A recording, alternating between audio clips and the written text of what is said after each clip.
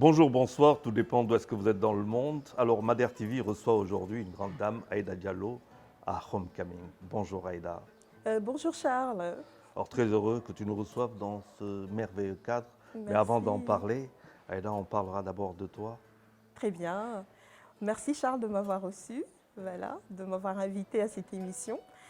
Alors Aïda je dirais, à l'époque était une jeune Sénégalaise, parce que là on prend l'âge aussi, qui a immigré en France dans les années 90, évidemment pour des études. À l'époque on avait le bac, les parents nous envoient tout de suite aller faire les études. Donc un parcours qui n'a rien à voir aujourd'hui avec ce que je fais. C'était des mathématiques appliquées aux sciences sociales. Après, je suis allée, c'était à la Sorbonne. Après, je suis allée, j'ai bifurqué dans les ressources humaines. Et j'ai travaillé pendant près de 11 ans. C'est mon dernier emploi en tant que cadre dirigeant RH. Et voilà, où tout s'est très très bien passé, avec des acquisitions évidemment sur place. La famille sur place, il faut dire que c'est un atout. Un mariage, une belle petite fille sur place, tout ça en France. Et jusqu'aux années 2017, on décide de rentrer au Sénégal, mais un retour, je dirais, qui a été honnêtement un peu forcé, mais avec, disons, des hauts et des bas. Mais tout cela, nous pourrons entrer dans les détails si vous souhaitez tout à l'heure. Voilà, pour surtout inciter les jeunes à un moment donné de leur vie, quels que soient les hauts et les bas, à aller de l'avant et surtout se créer des défis, des challenges et pouvoir les réaliser parce que tout est possible. Justement, avant de partir pour Paris, est-ce qu'il y Oui. avait cette envie, ce rêve nourri de quitter et partir? Pas forcément. Alors moi, c'est quand même assez atypique. J'ai eu mon bac, ma petite sœur qui est très proche de moi, c'est ma jumelle, elle a eu son bac et tout de suite, on s'est dit, allez, Fatou, elle part, on l'amène en France parce qu'il a toujours été très doué. Un coucou au passage, machallah. Et donc, elle est partie 3 mois après, j'ai dit, allez, moi je ne reste pas à Dakar toute seule, je pars en France. Donc à la base, je pense que je n'étais pas destinée réellement, je ne souhaitais pas réellement quitter le Sénégal. Je pense que ce qui l'a déclenché, c'est le fait que ma petite sœur soit partie. Et après, je me suis évertuée, avec l'aide de mon père évidemment, à la rejoindre en France et puis faire surtout les grandes écoles. Je voulais faire de grandes études, j'ai toujours été ambitieuse, faire de grandes écoles aussi. Voilà. C'était plus protecteur d'aller être avec la sœur ou alors de ne pas vouloir être seule à Dakar? Je dirais que c'est plus de protecteur dans les deux sens, je dirais. C'est elle la petite sœur, mais c'est plus elle qui me protège, je dirais. Non.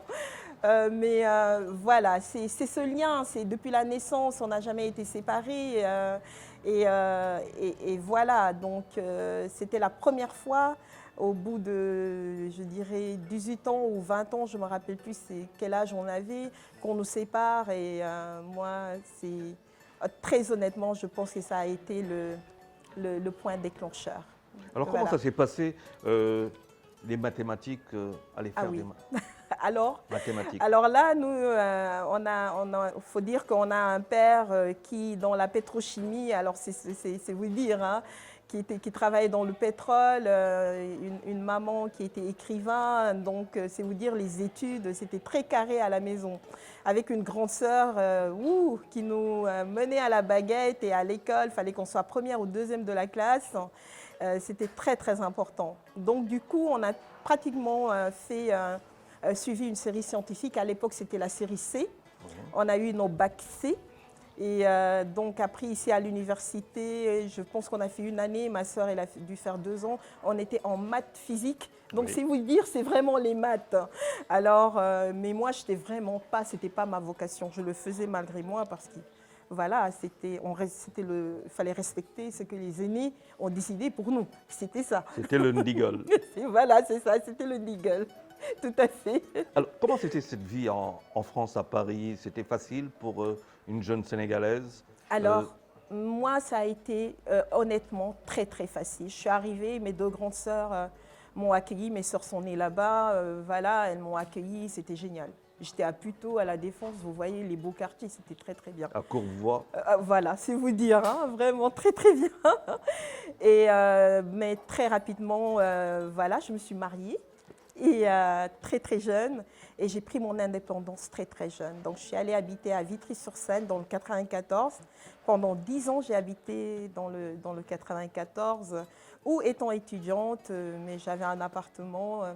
J'ai toujours eu cette envie de recevoir, hein. Et déjà, les gens qui venaient du Sénégal, je leur disais, ben, écoutez, j'ai un appartement, venez chez moi.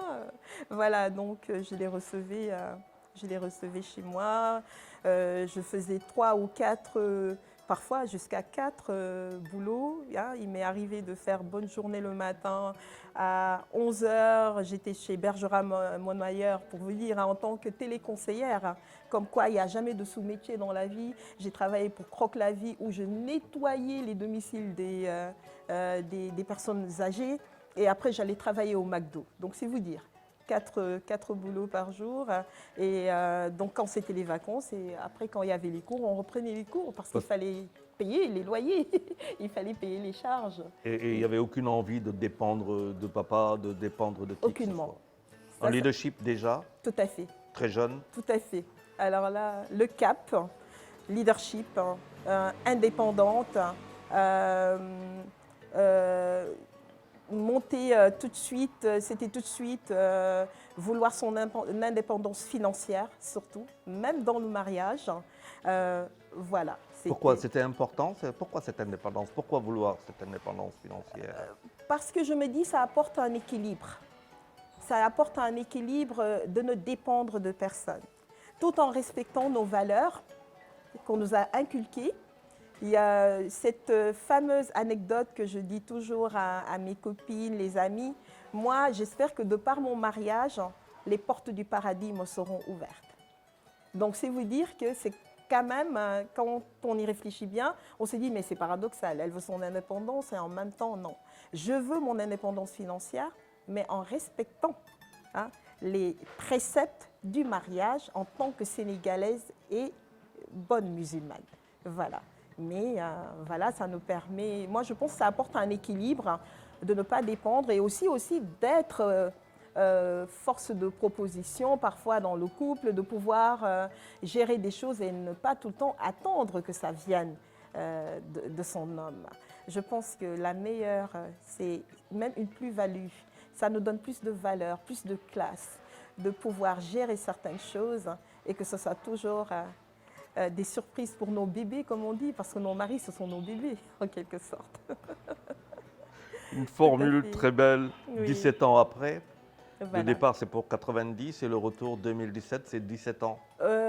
Non, c'est beaucoup plus, hein, pratiquement 25 ans. Alors, moi, j'ai commencé à essayer de revenir au Sénégal à partir de, je dirais, début 2016. Alors, 2016. Ah oui, 27 ans, oui. Voilà. Donc, je suis revenue et malheureusement, j'ai eu beaucoup de soucis. J'ai vécu des arnaques, ce qu'on appelle le phénomène de Dore. Charles, énorme. J'ai vécu des arnaques, j'ai vécu malheureusement en 2017 une expérience, je dirais dans ma vie privée très catastrophique qui a fait que j'ai précipité mon retour en France. Entre-temps, donc, je suis retournée en France, mais ça a duré 1 mois et je suis revenue au Sénégal. Ce retour, c'était important, fondamental? En fait, c'est plutôt ma petite sœur qui est venue me chercher parce que j'étais dans un état dépressif déplorable, parce que vraiment c'était un très gros coup, hein, que j'ai vécu ici. Hein, et malheureusement, ça, je ne le souhaite à aucune femme. Voilà. Et j'en parle très librement pour servir d'exemple, hein, à toutes ces femmes qui arrivent ici au Sénégal, qui sont vulnérables, qui rencontrent le prince charmant, qui se dit charmant, et après en fait tout n'est que leurre, tout n'est que voilà, c'est que de l'apparence, il n'y a rien de factuel, il n'y a rien de concret. C'est ce qu'on appelle beaucoup ici les takoussouf, les tak... voilà, moi j'ai vécu ça et je le dis devant la caméra. Du jour au lendemain, un mari qui disparaît, qu'on ne voit plus, qu'on n'entend plus, qui disparaît totalement, ça a failli ruiner toute ma vie. Et ça, y a-t-il des femmes de la diaspora qui, retournées au Sénégal, vivent ce genre de choses? Alors moi, j'ai rencontré beaucoup de femmes qui ont vécu ces expériences douloureuses. Malheureusement, j'en connais même une, malheureusement, qui a fait une tentative déplorable, tellement parce qu'elle elle a vécu la pire des choses. Elle a été ruinée, ruinée totalement. En plus de l'avoir abandonnée, elle a été totalement ruinée, elle a tout perdu. Donc, elle est arrivée à des extrêmes de ce qu'il ne faut pas faire. J'ose même pas le dire. Elle a fait une tentative de suicide, malheureusement, et heureusement, elle est en vie. Mais toujours aujourd'hui, elle est suivie, ça se passe. Voilà. Vous seriez des proies? Ah oui, nous sommes des proies. Nous sommes des proies parce qu'aujourd'hui, jeune femme, la quarantaine, voilà, avec une assise financière, diplômée, avec des masters en n'en plus finir, MBA, avec des concepts, je dirais, louables. Hein. Moi, je dis, pour ces personnes, parce que c'est une catégorie de personnes, nous sommes les belles proies.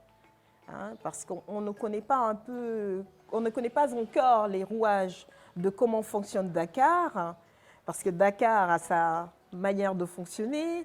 Hein, Je peux m'arrêter un peu, ça veut dire oui. Quoi ça? Alors, c'est-à-dire que ici, en résumé, il faut avoir son réseau, s'entourer de personnes saines. Mais avant de faire le tri, de savoir qui est sain et qui ne l'est pas, Charles, On se fait arnaquer. Voilà, on se fait arnaquer. Et je pense que je ne suis pas la seule. Des milliers de personnes ont vécu ce genre d'histoire. Pas peut-être à ce niveau, mais c'est toujours de l'argent qu'on perd, des terrains qu'on nous vend. On n'en voit pas la couleur. Voilà. Alors, mais Aïda, ce que tu dis est quand même terrible à entendre. Ça Oui. veut dire que tu as perdu beaucoup d'argent, Beaucoup d'argent, tu as dépensé pour rien, tout à et fait. tu n'es peut-être pas la seule à avoir fait ça. Exactement. Est-ce que vous discutez beaucoup dans cette communauté justement de la diaspora qui revient s'installer pour investir?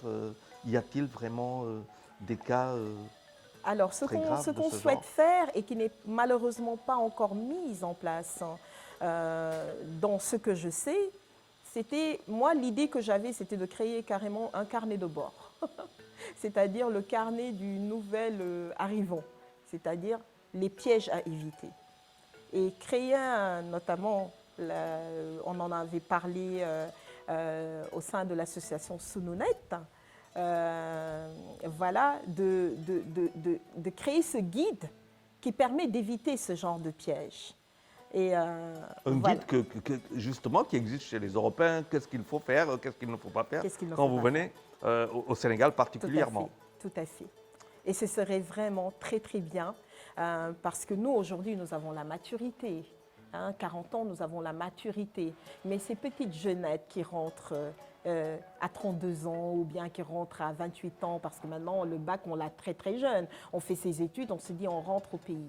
Quand on rentre au pays, qu'on n'est pas entouré, qu'il n'y a ni papa, qu'il n'y a ni maman, hein, faut dire que maman, moi je l'ai perdue, j'avais 8 ans. Hein. Papa est décédé en 2006. Hein. Tu reviens ici, toutes tes sœurs sont à l'étranger. Tu es toute seule ici avec ton grand frère. Voilà. Et donc ce cadre familial est hyper important, Charles. Alors maintenant, créer une structure qui se substitue à ce cadre familial. Hein, pour essayer de baliser les choses, essayer d'aider ces nouveaux arrivants de la diaspora à éviter tous ces pièges que nous, malheureusement, nous sommes tombés dans ces pièges et qu'on serve d'exemple. La destination Sénégal pourrait être dangereuse en retour pour la diaspora qui souhaiterait rentrer si jamais elle n'est pas avertie? Alors, oui, dans ce sens-là, si jamais elle n'est pas avertie, oui, je dirais oui, qu'elle peut être dangereuse. Il y a des pièges à éviter. Par contre, j'encourage énormément la diaspora à rentrer au Sénégal. Il y a Et pourquoi? tellement... Et pourquoi? Charles, c'est magnifique notre pays. Regardez ce soleil, cet air frais. Il y a tellement de choses à faire au Sénégal. Aujourd'hui, je suis dans ma passion. Vous vous imaginez combien de KF, je ne dirais pas, ici, je touchais par an. J'ai tout lâché pour venir exercer ma passion de catering, tous les métiers de bouche. J'adore tout ce qui est organisation, préparation. J'ai toujours été comme ça, depuis toute petite. Alors la moindre occasion était la bonne pour fêter mon anniversaire 10 fois dans l'année. Je vous dis, mon père, alors c'est parce que cette envie de regrouper, voilà, de donner à manger. Et aujourd'hui, je suis, je dirais, l'une des femmes les plus heureuses, hein, voilà, de réaliser. Je commence à réaliser. Voilà. Justement, j'allais en venir, quoi, des mathématiques, de la ressource directrice quand même des ressources humaines Tout à fait. à la cuisine. Oui. Et je vais lire, alors je découvre Oui, la présentation de la maison Binaf, traiteur, tout à fait. lancée depuis peu. Oui. Je suis un bar-restaurant situé en plein cœur du quartier Sacré-Cœur 1, posé sur une terrasse arborée de 160 mètres carrés. Je bénéficie en sus d'un atelier culinaire de 38 mètres carrés dans un cadre paisible et très discret. Et je dois dire que c'est vrai. Ah, C'est un rêve. tout Le à rêve fait. est en train d'être réalisé. Est en train d'être réalisé grâce à ma famille. Grâce à ma famille qui m'a mis à disposition près de 687 mètres carrés, voilà, que j'ai et qu'on est en train de mettre en place. Et ce qui est bien dans ce projet Charles, c'est que c'est un branding, on est en train de faire les choses comme on le sent, comme on en a envie, vraiment, et à notre rythme. Surtout. Et ça, c'est agréable. Avec un concept, comme je vous le disais tout à l'heure, de se sentir comme à la maison. La maison Binaf, c'est vraiment une maison. Et Binaf, Binaf, alors Binaf, c'est le diminutif des prénoms de ma fille. Alors, donc c'est Bineta Nafissatou. Et Bineta, c'est le prénom de mon ex-belle-mère. Et Nafissatou, le prénom de ma mère. Alors, paix à leur âme. Et voilà, et tout cela signifie pour moi que du bonheur. Ma fille, c'est mon bonheur. Donc, c'est la maison du bonheur. la maison Voilà. du bonheur. Est-ce facile, cette maison du bonheur, justement, dans un Sénégal qui n'est pas facile, comme vous dites, pour ceux-là qui veulent retourner, qui rencontrent beaucoup de difficultés? Y a-t-il des difficultés? Vous avez fait face à des difficultés par rapport à ces maisons? Ah, tout à fait. À cette maison plutôt. Tout à fait. Les difficultés, c'est déjà, en fait, pas vraiment le voisinage, parce que le voisinage est parfait. Je pense que ce qu'il faut faire, ça dépend, c'est un minimum de savoir-vivre. Quand je suis revenue, c'est d'aller me présenter au voisinage et de leur expliquer ce que je suis en train de faire. Quand on fait cela, cette démarche, les choses se passent bien. Que du jour au lendemain, même si l'endroit vous appartient, qu'ils voient pousser des choses et qu'ils ne comprennent pas. Voilà. Et donc, ça se passe très, très bien. La difficulté, c'est surtout, je dirais, ce côté RH que j'ai, de vouloir coûte que coûte réinsérer professionnellement de la main-d'œuvre, surtout du quartier. Et de me dire, écoute, voilà, je vois un petit jeune aujourd'hui qui est là, qui fait rien, qui traîne dans le quartier. Alors, on va le former, ce petit jeune. On va le former avec des chefs, hein, voilà, et surtout essayer de développer leurs compétences. Je suis toujours, vous voyez, dans ces termes GPEC, RH, les relations sociales. J'ai le projet, justement, d'avoir un collaborateur de personnes à mobilité réduite. J'aime pas trop dire handicapé, je préfère dire personne. Ouais, voilà, à mobilité réduite. Et ça, c'est hyper important pour moi. Parce que, et la maison Binaf aussi, Charles, c'est une maison, on se dit traiteur. Alors, traiteur, c'est juste pour les gens, disons, qui ont quand même un pouvoir d'achat. Moi, je me dis, même le gars du quartier qui est assis, qui a 100 francs, s'il a envie d'un petit traiteur chez lui, il doit y avoir droit. Il peut y avoir droit. Alors moi, vous voyez, c'est des concepts. Je suis pas Mère Teresa. certes, mais j'aime qu'on réfléchisse, qu'on se dise que tout le monde a droit au bonheur, tout le monde a droit à la bonne nourriture, tout le monde a droit voilà, à toutes ces belles choses bien présentées. Voilà, c'est hyper important. Et dans la pour moi. gestion administrative, est-ce facile aujourd'hui quand on dit un restaurant, quand on dit une maison Binaf, quand on parle de tout ce que vous faites, est-ce facile pour vous? Alors, ce n'est pas facile pour moi actuellement parce que je porte toutes les casquettes. Alors, je porte l'administratif, la comptabilité, je porte tout, puisque j'ai été longtemps moi-même responsable, donc disons, ce sont des emplois transverses. Je fais qu'appliquer ce que je faisais en France. Mais ça commence à être un peu compliqué parce que la masse augmente. Et ce qui est difficile aujourd'hui, ne serait-ce que je vous en parlais tout à l'heure, c'est que les canevas soient clairs, d'obtenir par exemple une licence de débit de boisson, que ce soit clair, qu'on sache vers où aller, hein, vers qui se diriger, vers quelle structure, vers quelle entreprise, du moins, voilà, quelle structure. Ça, ce serait très très bien qu'il y ait le... Mais je pense qu'à mon niveau, ce qu'il faut que je fasse aussi, il faut le reconnaître, c'est de me rapprocher des organismes qui existent, tels que la Chambre de commerce, hein, tels que ADPME. Voilà, ADPME, je pense, voilà, de me rapprocher pour que les choses soient beaucoup plus faciles pour moi à gérer dans l'administratif. Mais Voilà. dans le fond, il y a quand même, quand on parle de destination sénégalaise, quand on parle d'investissement étranger, quand on parle de ça, ça veut dire qu'il y a une ouverture.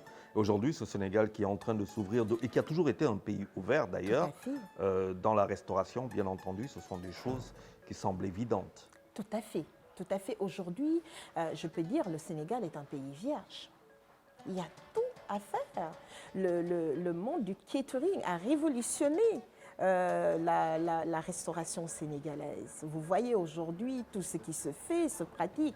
Moi notamment, moi j'aime avoir des mentors, j'aime avoir des points focus. Par exemple, il y a une dame, je ne sais pas si j'ai le droit de citer son nom, que j'admire énormément et qui est mon modèle, qui a plus de 30 ans de métier de catering.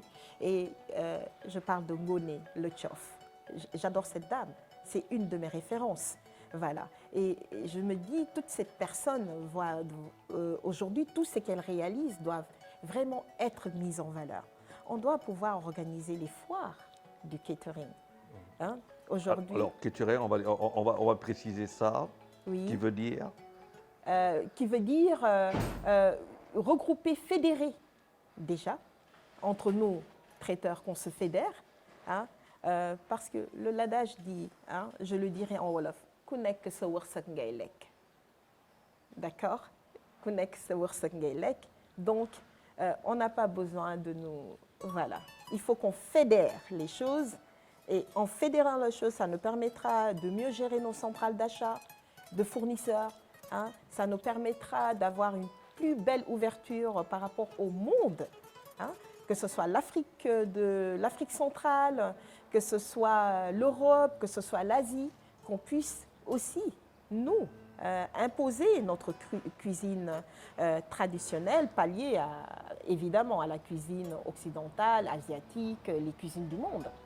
Le Sénégal est un pays quasiment vierge, tu as dit tantôt, et ce qui est très vrai. Alors aujourd'hui, que faut-il faire? Est-ce que cette diaspora, membre de la diaspora en tout cas qui désire retourner dans le pays, donc Oui. au Sénégal, et les populations qui sont là, quelle est l'alchimie que l'on peut faire pour qu'en fait, qu'il s'agisse de l'administration à l'accueil, les choses soient au mieux afin que les investissements prospèrent et puis permettent voilà, un meilleur retour, quoi, en tout cas bien réussi?